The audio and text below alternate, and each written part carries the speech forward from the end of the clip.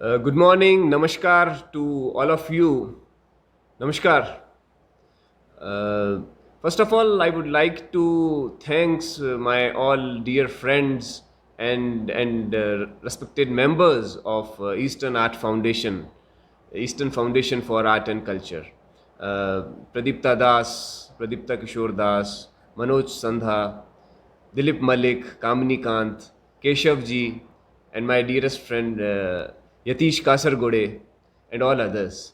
And I would like to congratulate all participants who participated in this online art exhibition and received several awards.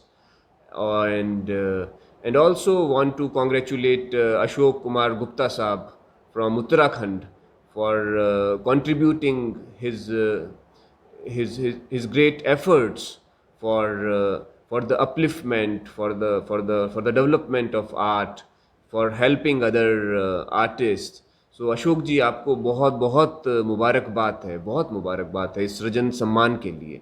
दरअसल ये सम्मान साहब आपका नहीं, ये सम्मान तो इस पूरी कला बिरादरी का है, सभी कलाकारों का ये सम्मान है, ये सम्मान हमारा है कि आपने इसको स्वीकारा।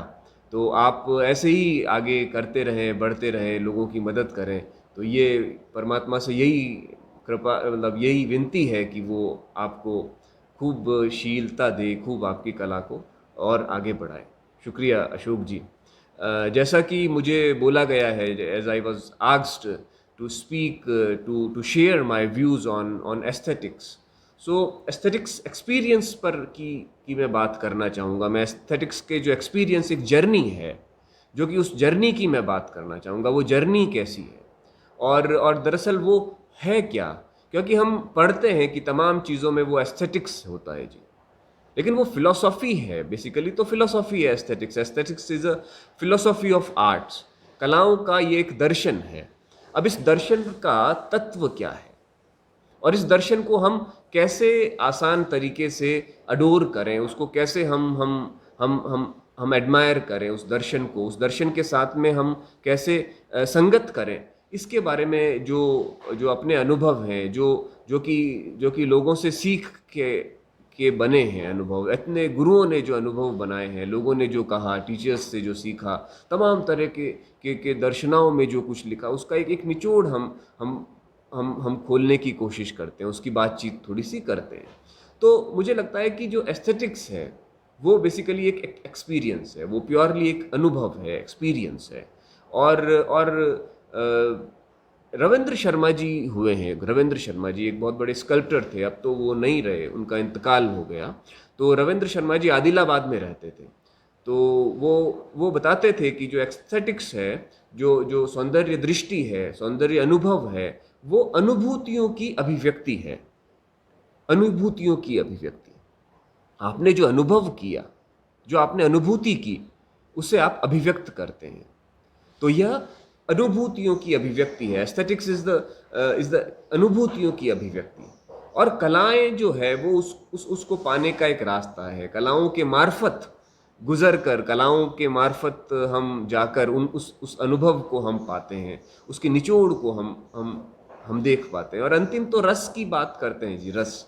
ये एटलीस्ट जो लास्ट में तो रस तक पहुंचती है सारी चीज़ें। जो रस है वो रस निष्पत्ति, कितने सारे टेक्स्ट कश्मीर शैविज़म में कितना कमाल का उस रस की बात की गई है। रसानुभूति, भारतीय पूरा जो एस्थेटिक्स है वो रस के अनुभवों पर आधारित है, रस की बात करता है, रस सिद्धांत की बात करता है, जहाँ पे वो रस अल्टीमेट है जी। वो जतिन दास कई बार मजाक में कहते हैं वो गन्ने का रस, ऐसा गन्ने का रस वाला रस नहीं, वो रस अनुभव का रस है, जो जो जो अनुभूत होता है, जो प्रत्यक्ष है, जिसका प्रमाण भी है। फील कर सकते हैं आप उस रस को, जो एक लेवल पे इमेजरी है। तो ये एस्थेटिक्स में हम उस रस की अनुभूति करते हैं, उस ध्वनि को सुनते हैं, उसके भावों को जानते हैं। तो रस, ध्वनि, भाव, ये सब एक कलेक्टिव चीज़ें हैं उस एस्थेटिक्स के बारे में। अभी प्रदोष भाई ने बहुत कुछ कहा, टेक्निक्स के बारे में बात की, विषय सम्मत बात की। तो मैं अब विचार सम्मत बात करना चाहूँगा, विचार को ऐड करना चाहूँगा, क्योंकि प्रदोष जी ने बहुत कुछ खोला, बहुत प्योरिटी के साथ में उन्होंने अपनी बात को रखा और उस जर्नी के लिए आपसे शेयर किया कि इस कोरोना के काल में आप कैसे एक कलाकार को कैसा होना चाहिए, किस तरीके से वो अपनी अपनी टेक्निक्स को डेवलप करे, किस तरीके से वो खड़ा हो इस समय के अंदर। तो वो बहुत इम्पोर्टेंट था। तो जब उस खड़े होने की बात करते हैं तो हमें लगता है कि थोड़ा एस्थेटिक्स को भी हम उसमें ऐड कर लें, ताकि वो रस का जो है, वो आनंद की जो अनुभूति है वो भी उसमें बनी रहे, उसकी उसकी लज्जत बनी रहे, उसका स्वाद बना रहे। तो ये सारा मसौदा है जिस पे मैं अपनी विचार को मतलब आपसे शेयर करना चाहूँगा। तो ये बेसिकली प्रक्रिया सम्मत अनुसंधान है, लगातार जो होता है एक प्रक्रिया के तहत होता है। कोल्टे साहब कहते हैं, प्रभाकर कोल्टे, वो प्रक्रिया की बात करते हैं। वो कहते हैं कि जी पेंटिंग मेरे लिए प्रोसेस है। अब वो प्रोसेस बहुत इंपॉर्टेंट है। हम सब प्रोडक्ट बनाने में लगे हैं, चीज़ों को प्रोडक्ट कैसे बनाया जाए। पेंटिंग भी एक प्रोडक्ट है, स्कल्पचर भी हमारे लिए एक प्रोडक्ट है, लेकिन प्रोसेस क्या है? अगर हम प्रोसेस में जीने लग जाते हैं तो सारा मसौदा बदल जाता है, सब कुछ चेंज हो जाता है। फिर कोई मतलब पूरे जो भावों का ट्रांसफॉर्मेशन हो जाता है, एक ट्रांसमाइग्रेशन को हम फील करते हैं जब हम प्रोसेस में जीने लगते हैं। कोई भी चीज़ हमारे लिए प्रक्रिया है, उस प्रक्रिया से गुजरना है। करके देखते हैं, देखें प्रक्रिया है कैसा होता है। तो जब प्रक्रिया की बात आती है तो बहुत कुछ बदल जाता है। तब मैनिफेस्टेशन इंपॉर्टेंट होता है कि हमें मैनिफेस्ट करना है, जहाँ पर इंटर रिलेटिविटी है, जहाँ पर इंट्यूशंस हैं, जहाँ पर इमेजिनेशंस हैं, जहाँ पर इनोवेशंस हैं, जहाँ पर इंटीग्रिटी है। ये सारा सबका हमको एक बैलेंस करके और उस प्रक्रिया से गुजरते रहना है, उस प्रक्रिया से चलना है। अब ये प्रक्रिया कहीं एंड नहीं होती साहब, ये प्रक्रिया सतत है, ये लगातार चलने वाली प्रक्रिया है, लगातार होने वाली प्रक्रिया है। इसमें कई मीनिंग्स हैं, इसके कई मीनिंग्स और कई इसके मेटाफर्स हैं। तो उसको हमको डिकोड करना है, उन मीनिंग्स और मेटाफर्स को। So it's a beautiful process, beautiful.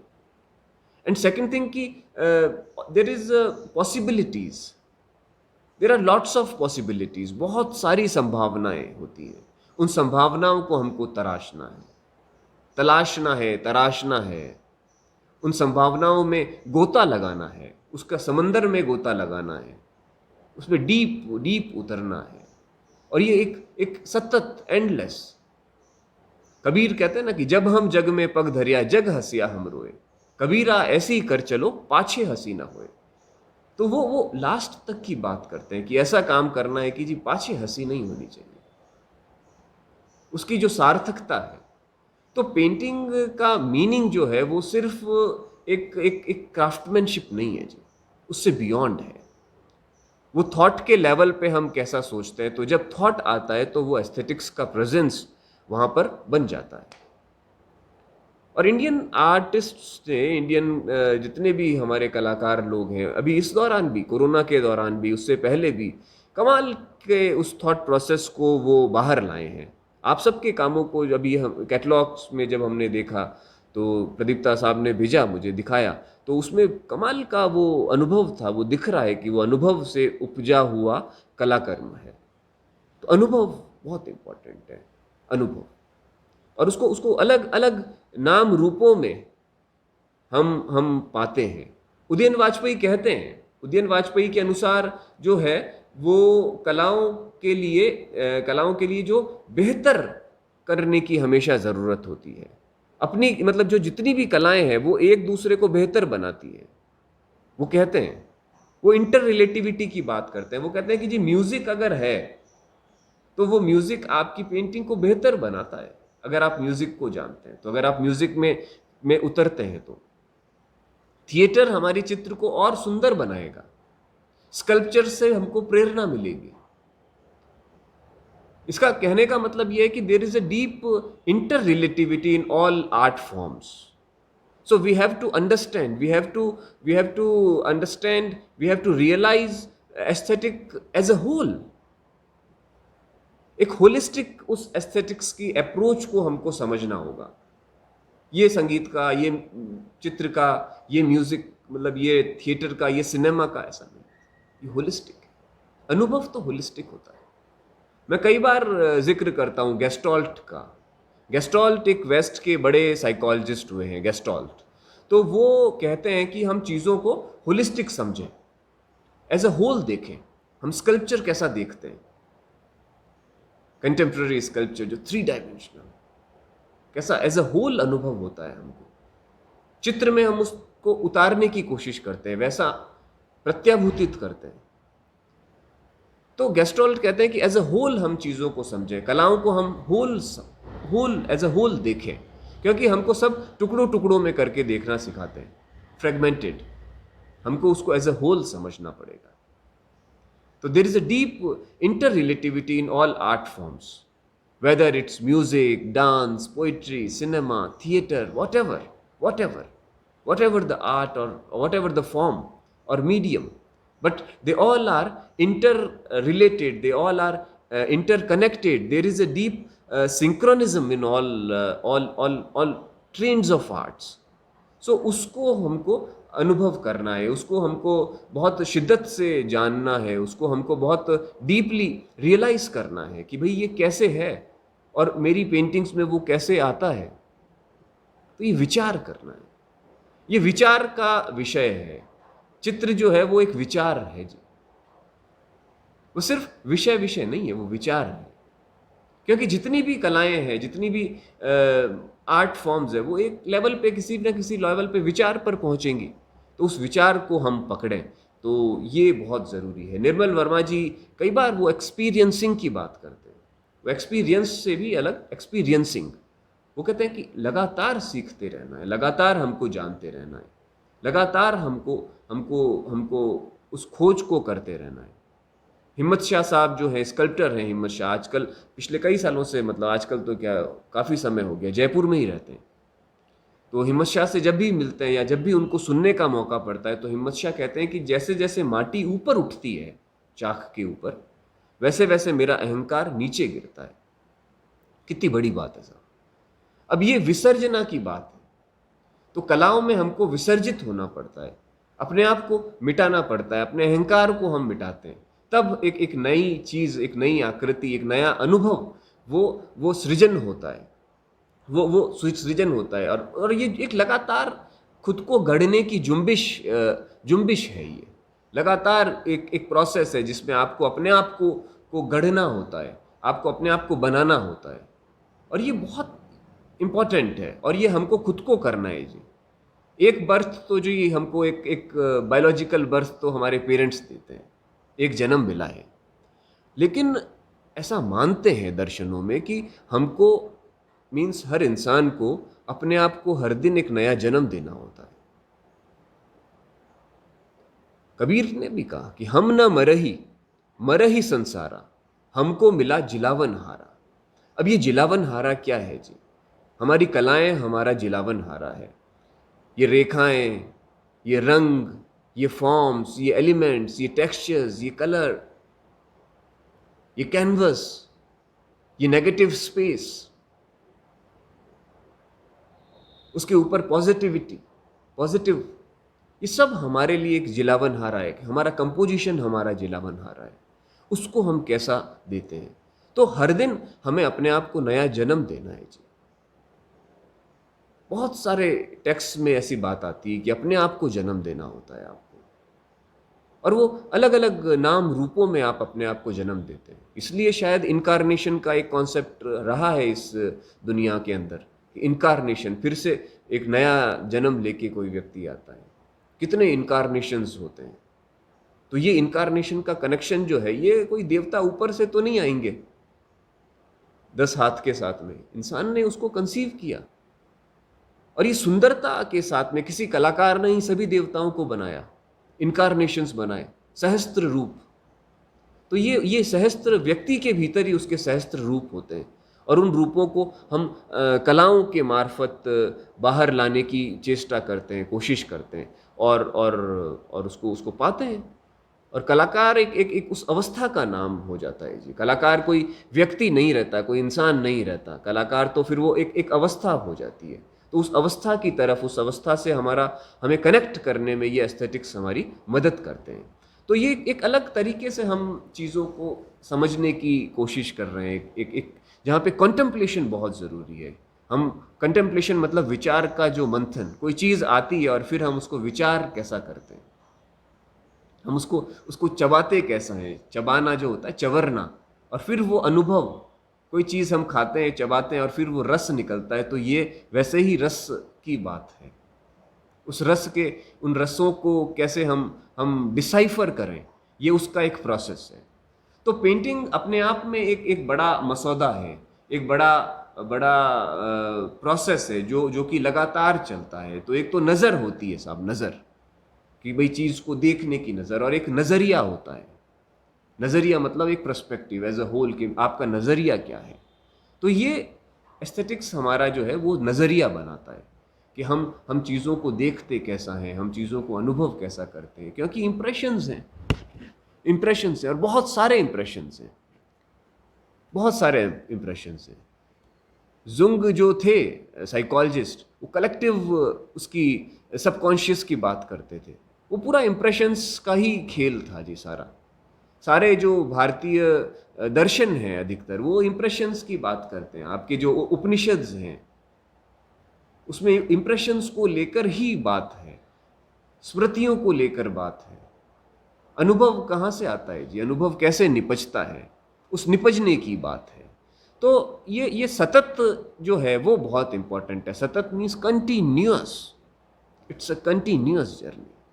जब तक अपन दुनिया में रहेंगे, मैं रहूँगा, आप रहेंगे, जब तक हैं हम, तब तक हम तो इसी कलाओं के इर्द गिर्द गोते लगाते रहेंगे, उसी के इर्द गिर्द हम घूमते रहेंगे। फिर भी हमको शायद हम जो चाहते हैं वो नहीं मिलेगा, लेकिन उस घूमने के दौरान हमारे कई जन्म होंगे। ये एक ट्रांसेंडिंग एक स्टेजेस हैं हमारा, कई कई हम ट्रांसेंड करेंगे, ट्रांसेंडिंग फॉर्म्स की तरह हम ट्रांसेंड करेंगे। उसके सोपानों पर हम चढ़ेंगे, उसकी सीढ़ियों पर हम चढ़ते जाएंगे, और हम कुछ अनुभव रूपी पाते जाएंगे। रविंद्र शर्मा जी ये भी कहते थे कि कलाएं जो है वो आध्यात्म की पहली सीढ़ी है। तो ये आध्यात्म जो है ये रिलीजन वाला आध्यात्म नहीं है साहब, ये रिलीजन नहीं है। ये आध्यात्म है जो कॉस्मिक है, जो नैसर्गिक है, जो कि एक नॉन लिविंग ऑब्जेक्ट में भी होता है। नॉन लिविंग ऑब्जेक्ट का भी अपना एक आध्यात्म होता है। एक किताब की अपनी आध्यात्मिकी होती है, एक घर का अपना एक आध्यात्मिक तत्व होता है। हमारे एक आर्किटेक्ट मित्र हैं, दोस्त हैं, आर्किटेक्ट हैं, वो विपिन बाकीवाला, जयपुर के आर्किटेक्ट हैं, यंग आर्किटेक्ट। उनको बिल्डिंग के अंदर आध्यात्म दिखाई देता है, वो बिल्डिंग में उस आध्यात्मिकी को डालते हैं। चार्ल्स कोरिया के लिए शायद वो था, और वो उनका एस्थेटिक्स था। तो लोगों ने अलग अलग तरीकों से उसको अनुभव किया, लेकिन गहरा उतरना। तो इसलिए मेरे ये गुजारिश है जी सभी हमारे नए कलाकारों से, यंग कलाकारों से, बड़ों से तो हमको सीखना है बहुत कुछ, उनसे बहुत कुछ सीखना है, आप लोगों से हमें बहुत कुछ लेना है, और नयों को हमको आगे ट्रांसफॉर्म करना है चीज़ों को, जो भी अनुभवों को। तो नयों से हमारी ये गुजारिश है जी कि आप सिर्फ पेंटिंग जो है वो पेंटिंग एक क्रिया नहीं है जी, वो एक पूरी प्रक्रिया है, क्रिया और प्रक्रिया। तो ये एक विराटता है उसके अंदर, ये समष्टिगत उसका उसका मतलब एक थॉट है, व्यष्टि से समष्टि को जोड़ने वाली एक प्रक्रिया है। उसके अंदर चिंतन भी है, उसके अंदर चित्त भी है, उसके अंदर एक पूरा एक क्या कहेंगे, एक पूरा संसार है पेंटिंग। तो उससे संवाद होना बहुत ज़रूरी है। तो आप पढ़ाई करिए जी, खूब पढ़िए, खूब हम तरह तरह से हम चीज़ों को जानें, नए नए लोगों से हम चीज़ों को जानें। ये सीखने की एक प्रक्रिया है। चित्र जो है वो एक सीखने की प्रक्रिया है, जो हमको एक हमेशा स्टूडेंट बना के रखती है, विद्यार्थी बना के रखती है। तो एक ताज़ा बना के रखती है, नया बना के रखती है, फ्रेश, रिफ्रेशिंग है ये एक प्रक्रिया। तो ये एक जर्नी है, ये कांस्टेंट होने वाली जर्नी है। एस्थेटिक्स एक एक्सपीरियंस है जिसकी वो एक कांस्टेंट एक जर्नी चलती है, सतत जर्नी चलती है, सतत हम चीज़ों को अनुभव करते हैं। कला नाम प्रबरम चित्रम धर्म कामार्थ मोक्षदम, है ना, धर्म काम और मोक्ष को लेके जाने वाला एक रास्ता है। कला नाम प्रबरम चित्रम, ये कलाएं वो है जी, सूफीज़म में जिसको मार्फत कहते हैं। सूफी अनुभवों में, तो ये मार्फत होने का रास्ता है, उस हकीकी को पाने का रास्ता है। खुद से मेरी रोज ठनी, तब जाकर के बात बनी। तो ये अपने आप से ठनने की प्रक्रिया है। तो ये चिंतन अपना चलता रहना चाहिए, वो कंटेम्पलेट हम करते रहें, हम लगातार चीज़ों को हम सोचते रहें, हम जाने उनके मीनिंग्स और मेटाफर्स को, उनके उनके जो रिलेशनशिप्स हैं उनको उनको हम खोजने की कोशिश करें। Painting is a celebration, it's a pure celebration. It's a celebration कि आप इस दुनिया में हैं। वो एस्थेटिक्स सेलिब्रेशन है उसका, कि हमारे अस्तित्व का सेलिब्रेशन है जी, हमारे होने का सेलिब्रेशन है। हमारे चित्र, हमारी रंग, हमारी रेखाएं, हमारे इस दुनिया में होने का एक मीनिंग है। So so art is a multi language है, मेटा लैंग्वेज है आर्ट्स की। कई कई भाषाओं से वो कलाएं कलाएं बोलती है। It's a symbiosis between human and the universe. It's a bridge which connect a man, an individual, with the collective force, collective energy से ये एक इंडिविजुअल एलिमेंट को कनेक्ट करता है। तो इसके इन रूपों को जो है आप देखिए, आप खोजिए, और अपने आप से, अपने अंतर से उसको उसको ढूंढना, उसको खोजना, उसको एक्सप्लोर करना, वो सबसे इम्पॉर्टेंट चीज़ है जी, वो सबसे इम्पॉर्टेंट है। और टेक्निक्स भी उतनी इम्पॉर्टेंट है जितनी प्रदोष भाई ने जो बताई, वो भी बहुत इम्पॉर्टेंट है। तो दूसरा कि अपने रूट्स में भी हमको जाना है, रूट्स, क्योंकि ये जो आधुनिकता है वो बिना रूट्स की होती है, वो स्वयंभू होती है।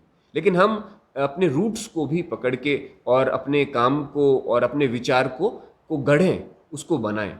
तो रूट्स से जुड़ना बहुत बेहद ज़रूरी है। और स्टैंडर्डाइज जो थॉट्स हैं उसके हमको पार जाकर देखना होगा, उसके पार क्या होता है, क्योंकि सब कुछ हमको स्टैंडर्डाइज थॉट्स के द्वारा दिखाया जाता है। सब कुछ एक जैसा करके, एक स्टैंडर्ड करके हमको परोस दिया जाता है, लेकिन सबका एक इंडिविजुअल कैरेक्टर है, और आर्टिस्ट उसी इंडिविजुअल कैरेक्टर को, इंडिविजुअल फॉर्म को पकड़ने की कोशिश करता है। कलाकार होना क्या है जी? कलाकार होना वो बहुत बड़ी बात है। कलाकार होना, प्रभाकर बर्वे कहते हैं, बर्वे साहब, प्रभाकर बर्वे बोलते हैं कि सबसे पहला उनका एक आर्टिकल पढ़ा था कुछ दिनों पहले, तो फर्स्ट लाइन में कि हम चित्र क्यों बनाते हैं। आप सब इस पर विचार करें कि जी हम पेंटिंग क्यों करते हैं, पेंटिंग करना क्या है, एक आर्टिस्ट होने का मायना क्या है, मीनिंग क्या है, एक चित्रकार क्या होता है जी, क्या होता है एक चित्रकार। तो अगर चित्रकार, इसको सोचना पड़ेगा। अगर हूबहू वो उसको बनाता रहेगा तो फोटो है, फोटोज कैलेंडर्स हैं, लेकिन एक चित्रकार के होने से क्या चीजें बदलती है, वो क्या खेल करता है, वो क्या क्या रचता है, वो क्या एक्सपीरियंस करता है। अगर उसके पास में एस्थेटिक्स नहीं है तो वो क्या है, और अगर उसके पास में एक एस्थेटिक्स की ताकत है, एक दर्शन है, तो वो क्या देता है। इन सब चीजों पर हमको हमको हमको सोचना पड़ेगा। जहाँ पर लय है, जहाँ पर विचार है, जहाँ पर जो है रस है, जहाँ पर भाव है। उदयन जी कहते हैं कि कलाएं जो है वो भागीदार होने का एक अवसर देती है आपको, एक भागीदारी देती है। भागीदारी मतलब कि हम उसके साथ में संवाद करते हैं। तो एस्थेटिक्स भी वही भागीदार होना है, उसके साथ में संवाद करने की स्थिति में आना है। तो ये एक बड़ा बड़ा मसौदा है, एक बड़ा एक बड़ी पेरिफेरी है इसकी, जिसमें हम सब कलाकारों को एक साथ में जर्नी करनी है, और अपने अपने उन अनुभवों को हमको शेयर करना है। तो होलिस्टिक तो मैं यही सब बातें करना चाह रहा था, क्योंकि ये एक कंटिन्यूअस कल्चर के हिस्से हैं जी। कल्चर कंटिन्यूअस होता है, सतत बहता है, हर दिन होने वाला, हर दिन घटित होने वाला, पल पल घटित होने वाली प्रक्रिया का नाम है। और हम जहाँ भी हैं, जिस भी अवस्था में हैं, जिधर भी हैं उसके भागीदार बने। तो यही मुझे लगता है कि ये एक इम्पॉर्टेंट नोशन है। हम किसी भी फील्ड में काम कर रहे हों, चाहे हम एब्स्ट्रैक्ट्स कर रहे हों, चाहे हम फिगरेटिव कर रहे हों, चाहे हम पोर्ट्रेट बना रहे हों। मैंने एक ऐसे पोर्ट्रेट आर्टिस्ट को देखा है जी, मूलर के शिष्य थे, वो मूलर के स्टूडेंट थे। वो एक आध्यात्मिक पोर्ट्रेट्स बनाते थे। आध्यात्मिक पोर्ट्रेट्स दैट मीन्स कि पोर्ट्रेट व्यक्ति का होता था, लेकिन उसमें वो उस ईश्वरत्व, ईश्वर के जो तत्व को, उस गॉडली एलिमेंट को अनुभव करते थे। कमाल के थे साहब। उनका उनका जो थॉट प्रोसेस था, वो रंग उसमें, मतलब वो बिल्कुल व्यक्ति चित्रण कर रहे हैं, लेकिन व्यक्ति चित्रण में भी उनका अपना पूरा एस्थेटिक्स, वहाँ पर वो दर्शना थी, दर्शन के बिंब थे, उसमें उनका अपना अपना एडिशन था। आर्टिस्ट तो अपना एडिशन करता है जी। कलाकार जो है वो देने वाला समाज है। हम अलग अलग फॉर्म्स में देते हैं, हमें देना है, किसी भी फॉर्म्स में देना है, और देते देते देते देते इस दुनिया से रुखसत लेना है। तो ये बड़ी प्रक्रिया है। तो फिर से मैं वो उस बात को दोहराना चाहूँगा कि जी ये जो है, ये आर्टिस्ट होना क्या होता है। आर्टिस्ट होना बड़ी जिम्मेदारियों भरा सबब है, बहुत जिम्मेदारी है, क्योंकि आप एक ऐसे लोक को रचते हैं जहां पर मौन की मात्राएं भी कुछ कहती हैं, जहां पर अभिलाषित यथार्थ के जो अपूर्ण प्रसंग हैं वो अर्थों के साथ में गहराते हैं। कलाकारों को रंग दिखाई देते हैं जी। अब वो दिखना कोई हेल्यूसिनेशन नहीं है, वो दिखना उसके साथ में उसकी संगति का एक रिफ्लेक्शन है। वो अपने आप को इतना इंट्यून कर लिया उसने, उसको साध लिया। तो ये एक तरीके की साधना है, एक प्रोसेस है जो कि एंडलेस है, और रियली कि ये एक बहुत सुंदर एक अनुभव रहा मेरे लिए भी, आप सबसे मुखातिब होना, बातचीत करना। It's a beautiful experience and extension, you know, act, connect and reflect. ये तीनों चीज़ें इस पूरी पूरी अवधारणा के साथ में आई हैं। और मैं प्रदीप्ता दास को बधाई देता हूँ कि उनको, मनोज को बधाई देता हूँ, मैं यतीश जी का शुक्रिया अदा करता हूँ, केशव जी को, कामनी कांत को, सभी लोगों को, कि कितना, मतलब क्या कंसीव किया आप लोगों ने और किस तरीके से आप लोगों को जोड़ रहे हैं। तो eastern foundation for art and culture को थैंक्स है। और सबसे अच्छा कि आज जो ग्रेट लर्निंग हुआ है प्रदोष भाई के मार्फत, तो ये इसके लिए भी हम आज ऋणी हैं। तो ये एक अच्छा अनुभव है, और मुझे जो शेयर करना था मैंने आपसे किया, तो इतना ही है। तो अब आगे की प्रक्रिया हम शुरू करते हैं शायद, और कैटलॉग को आपको रिलीज़ वगैरह करना है, बहुत सारी चीज़ें करनी है।